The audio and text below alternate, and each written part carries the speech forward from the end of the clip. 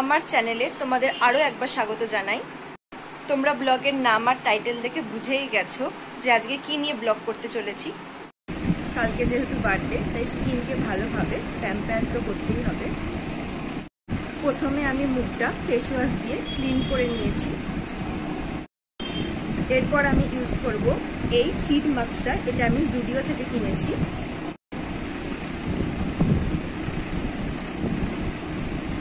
আমি কেটে নেব।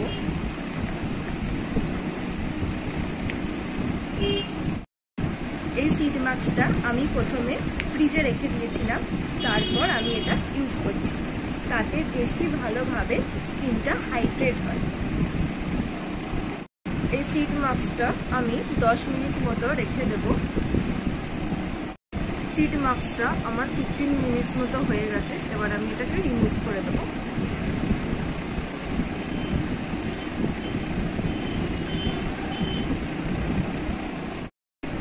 এবার আমি রোলারটাকে দিয়ে আলতোভাবে আস্তে আস্তে স্কিনটা নিচ থেকে ওপর দিকে ডাউন করব। আন্ডার ওয়াটার আইতে আস্তে আস্তে আমি রোলারটাকে ভালোভাবে এরকমভাবে রোল করব।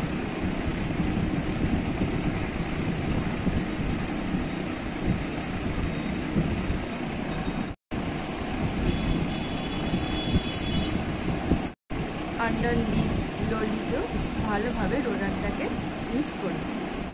এরপর মাসাজ স্টোনটাকে দিয়ে আস্তে আস্তে ভালোভাবে স্কিনটাকে মাসাজ করব।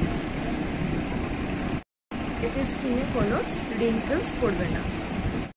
এবার আমি মুখটা ফ্যান দিয়ে ড্রাই করে নেব।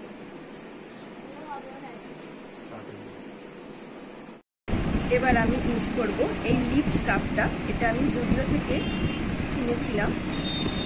ভালোভাবে লিপে লাগিয়ে নেবে।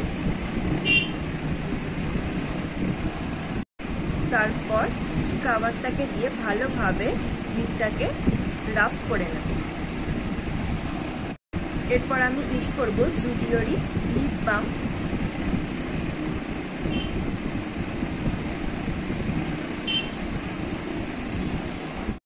এবার আমি ইউজ করে নেব স্ট্রবেরি ফ্লেভারে আমার ফেভারিট লিপ বামটা।